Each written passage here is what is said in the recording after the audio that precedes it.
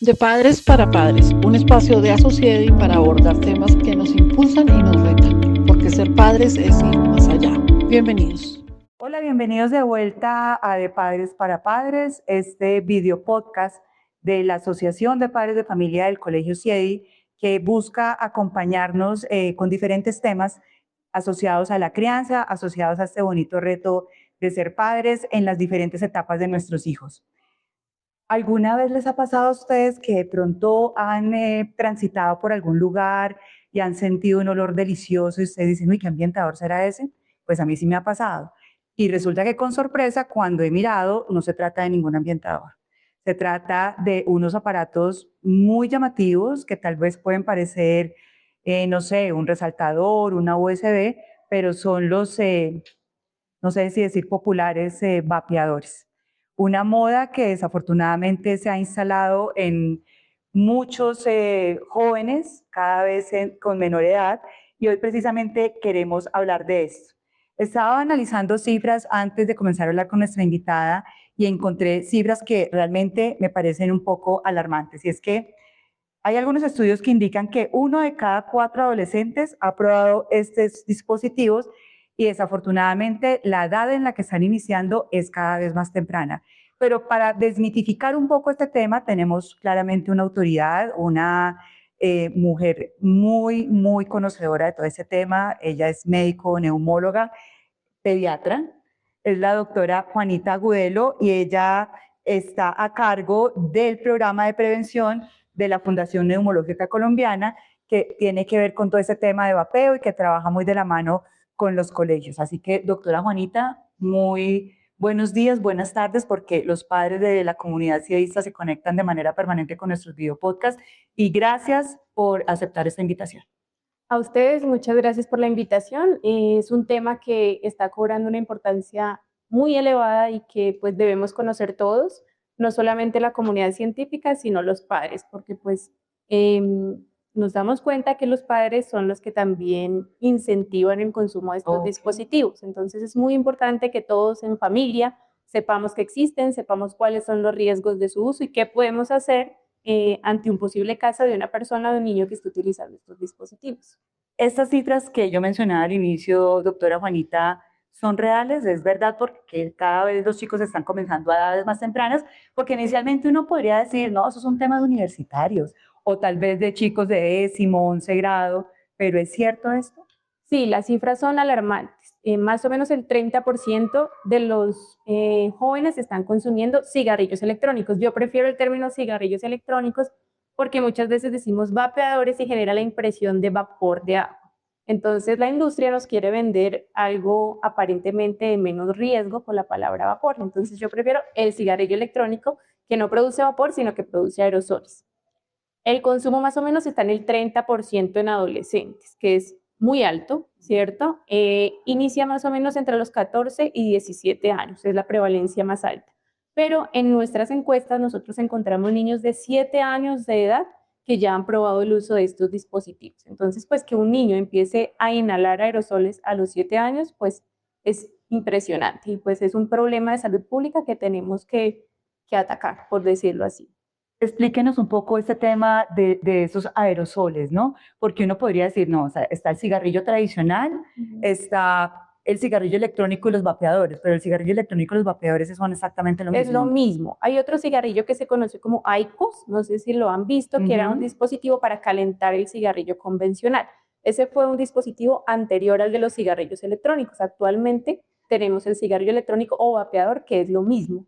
Son dispositivos que tienen un líquido que puede ser prellenado o que uno lo compra y llena el dispositivo de acuerdo al sabor que la persona prefiera y que se calienta con una pila. Ese líquido al calentarse genera aerosoles, que son las partículas muy pequeñas que alcanzan a llegar a las vías aéreas más pequeñitas de nuestros pulmones. Entonces, lo que tienen cuando se adentran, por decirlo de alguna manera, a los pulmones de los chicos, ¿qué es realmente? ¿Qué componentes tienen esos aerosoles? Entonces, hay unos componentes que vienen ya per se en el líquido. Tenemos metales pesados, tenemos microplásticos, nitrosaminas, que antes creíamos que el cigarrillo convencional era el que las tenía, más no el cigarrillo electrónico, pero los estudios han mostrado que sí hay nitrosaminas, formaldehído, glicerol, etilbenceno, cosas que usualmente, o componentes que usualmente no están hechos para inhalar.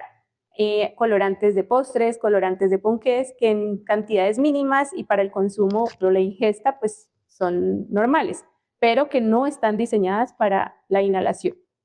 Actualmente, pues ya tenemos una ley que regula un poco el etiquetado de los dispositivos. Previamente no teníamos etiquetado y resulta que no sabíamos qué estábamos consumiendo o que la industria nos decía no tiene nicotina, por ejemplo, y resulta que los análisis químicos mostraban concentraciones altas de nicotina.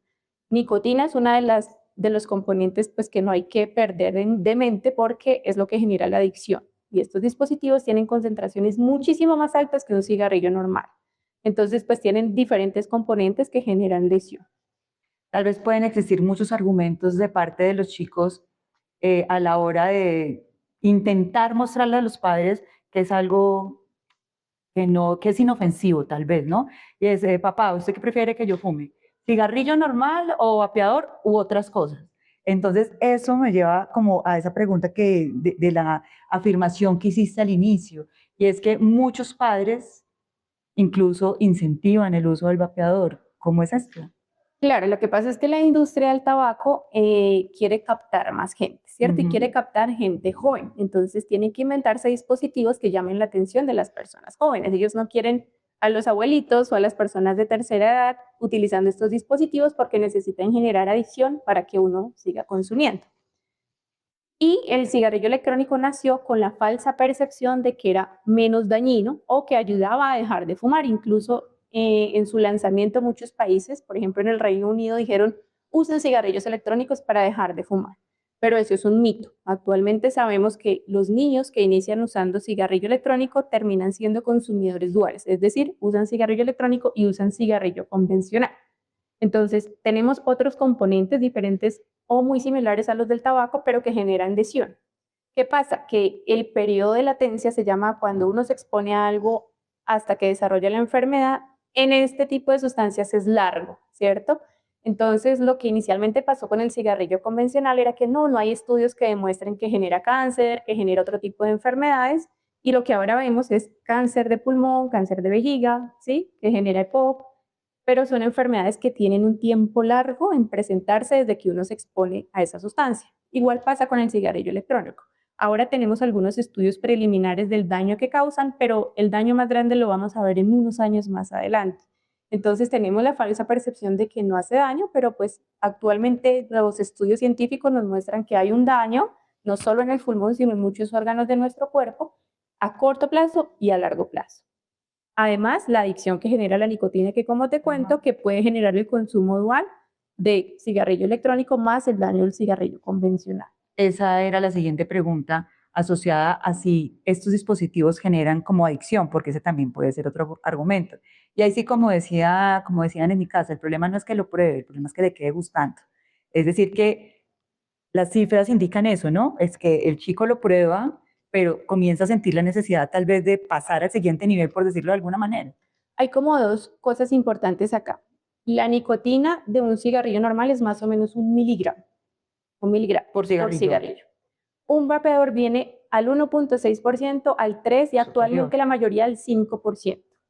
Es decir, que hay 50 miligramos de nicotina por mililitro.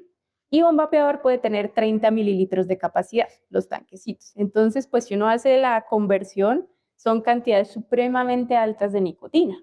En un dispositivo que es pequeño, la nicotina la concentran en sales de nicotina para que pueda tener esa concentración tan alta en el vapeador y hace pues que genere una adicción pues muchísimo más alta que la del cigarrillo normal. Eso por una parte. Por otra parte, como no teníamos una regulación, lo usábamos en cualquier espacio. Eso hace que yo pueda sacar mi vapeador todo el día. En cualquier momento huele rico, nadie se da cuenta, lo uso en el baño, lo uso en el salón y no pasa nada. Entonces, claro, más adicción tengo porque lo uso en cualquier momento. Con el cigarrillo normal yo tengo que salir, buscar un espacio que no haya problema y lo uso. En cambio, con el vapeador esto no sucede, por eso es que hay tanta adicción. Y lo tercero es que el cerebro del adolescente es más susceptible a la exposición a nicotina. Es diferente si fuma un abuelito, así fuma un adolescente. Los receptores de nicotina en el cerebro están como mucho más expuestos, entonces si yo me expongo de manera más temprana a la nicotina, tengo adicción más rápido que una persona mayor. Entonces ese es otro riesgo muy importante. Este tema del marketing y del mercadeo que han utilizado los fabricantes de estos dispositivos se puede como ir un poco atrás en el tiempo de lo que ocurría cuando salieron los cigarrillos, ¿no? Que era el popular hombre Marlboro, entonces si fumabas Marlboro, eras un hombre varonil porque era el cigarrillo que fumaba el vaquero y demás. Era como dirían los pelados, era cool fumar. Claro. Hoy también este tema de los vapeadores se ha convertido en eso, ¿no? En una moda y es cool. Y es la misma Sí, vapeo. estrategia de marketing. Si tú te pones a ver, antes los doctores recomendaban fumar, te ayuda a blanquear los dientes, te ayuda con el aliento y pues las figuras de feminidad, de masculinidad, de poder. Entonces podías fumar en un avión, te hacía ver elegante y eso es lo mismo que está pasando con el cigarrillo electrónico. O sea, la misma historia se está repitiendo y con cada producto va a ser igual porque la industria cada vez va a desarrollar un producto nuevo, ellos tienen demasiado dinero para invertir en nuevos productos. Entonces ellos ven que, bueno, ya el vapeador está siendo regulado, entonces ahora vamos a sacar las bolsas de nicotina. Y así la industria se va renovando a una velocidad supremamente rápida, pero con el mismo discurso, con que no hace daño, con que es una cosa menos dañina, pero que finalmente genera es más adicción. Mencionas que ya tenemos un poco más de regulación. ¿Qué pasa entonces? Porque yo sigo viendo a la gente súper tranquila, muy fresca, fumando en el transporte público, en la calle, en los restaurantes, en cualquier tipo de espacio.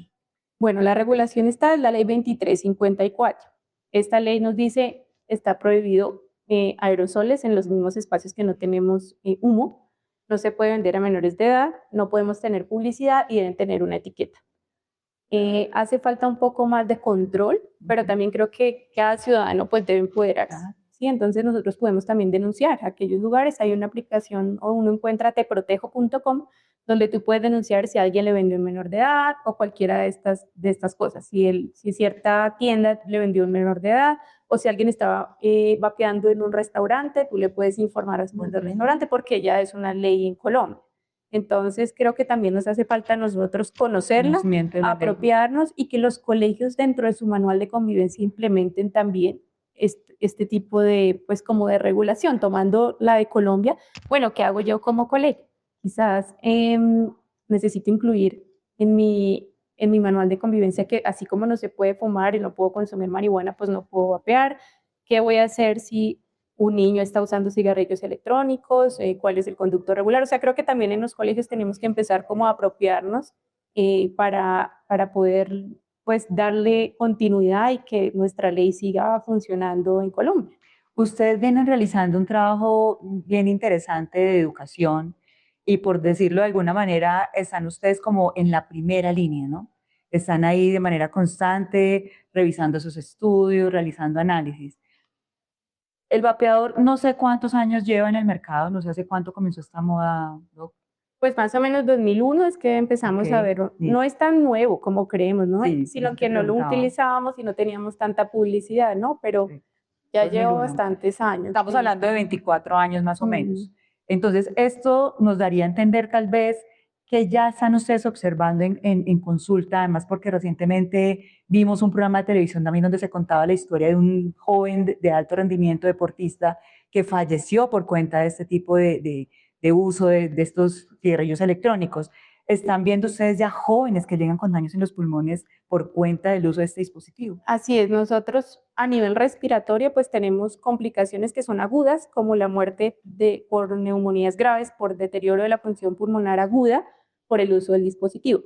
Pero también tenemos mayor riesgo de asma, niños que son asmáticos y que se exponen no solo cuando vapean, sino con los aerosoles de segunda mano, es decir, cuando alguien lo usa en el entorno donde está el niño, más riesgo de crisis asmática, más dificultad para controlar el asma, se ha descrito más tos, más riesgo de infecciones respiratorias porque el aerosol daña el epitelio respiratorio y lo vuelve más susceptible a infecciones.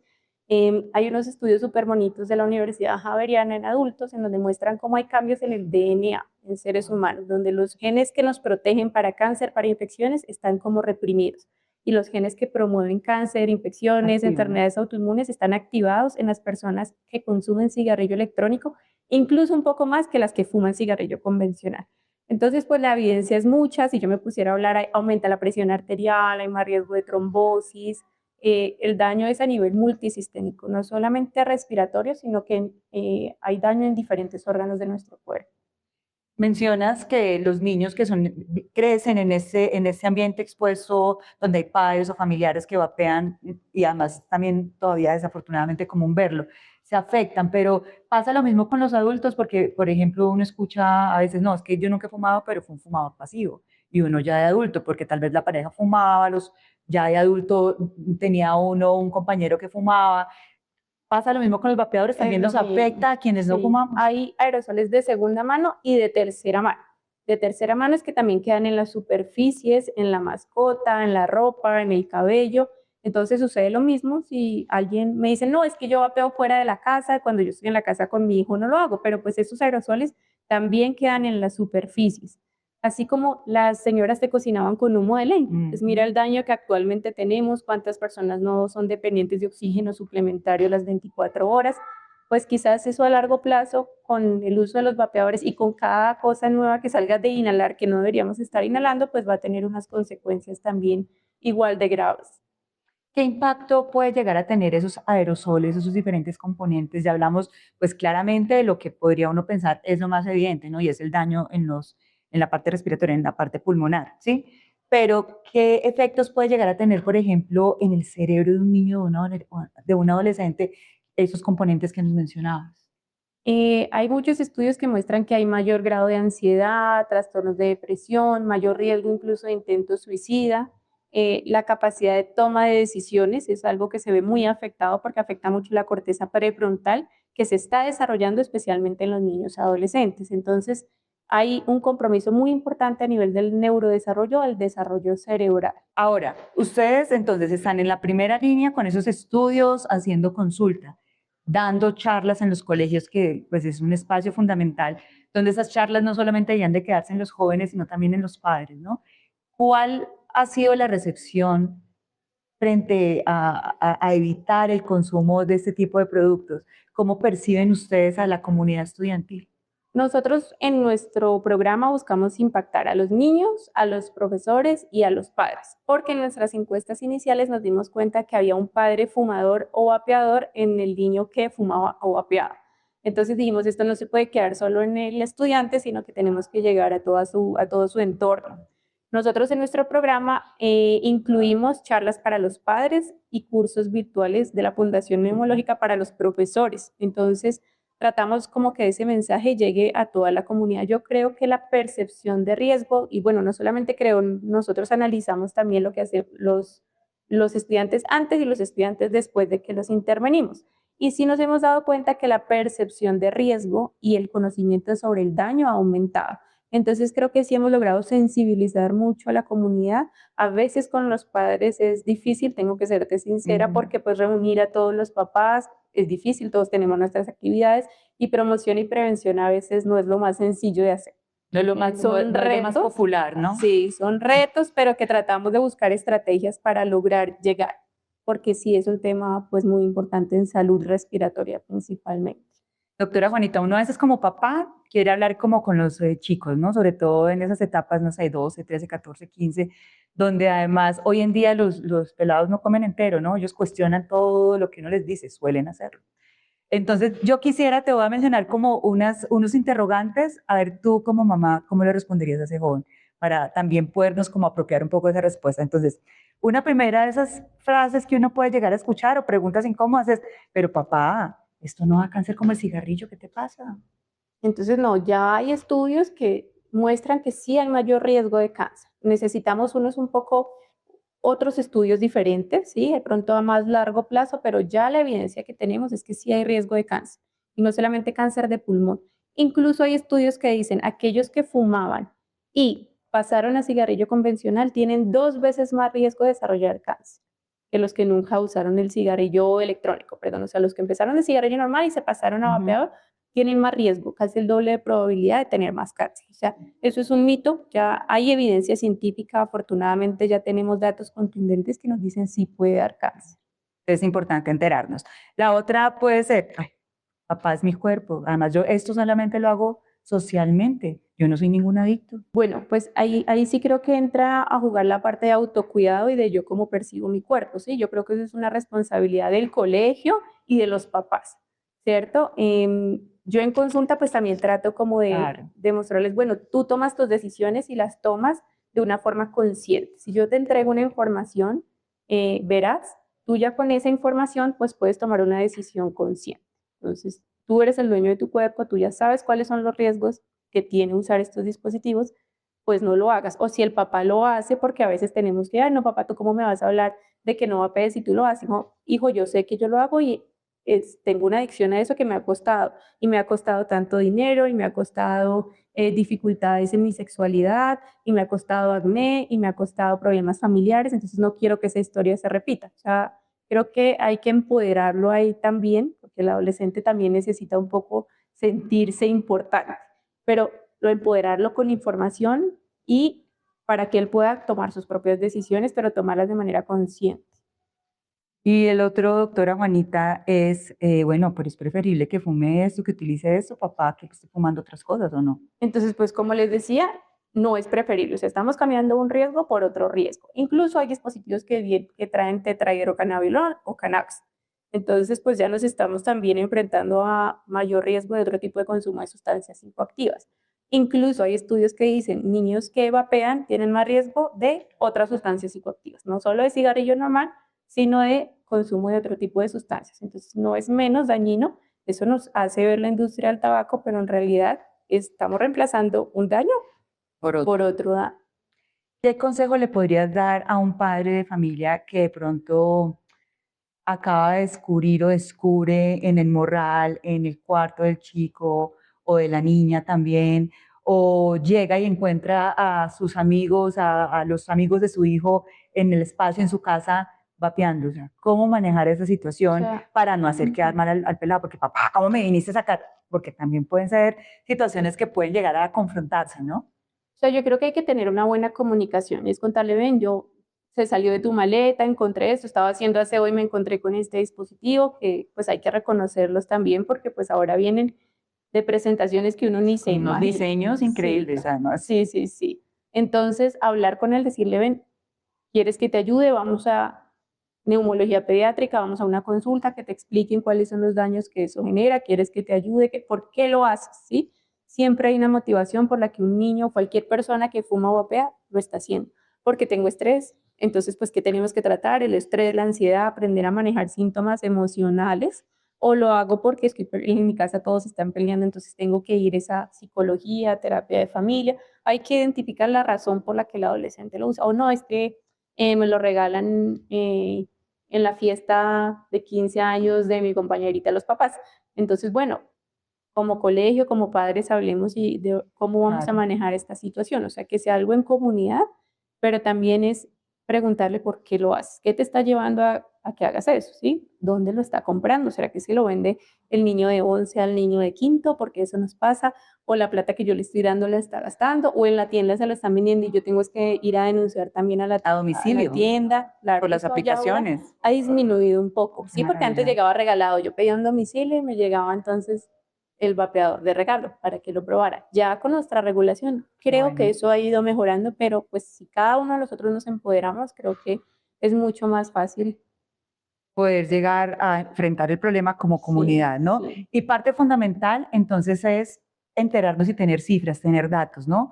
Porque también yo siento que cuando uno le habla con datos a los jóvenes, ellos también se desarman un poco, porque no se habla desde el desconocimiento. ¿Dónde podemos obtener información de la que ustedes manejan, esas cifras, consultar como datos que nos puedan ayudar en nuestro discurso? En eso pues sí hay que tener cuidado porque cuando uno entra a Google o entra a páginas de internet, hay páginas que incluso son pagas o patrocinadas por la industria del tabaco. Entonces te dicen, no, compra el vapeador que tiene menos efectos adversos.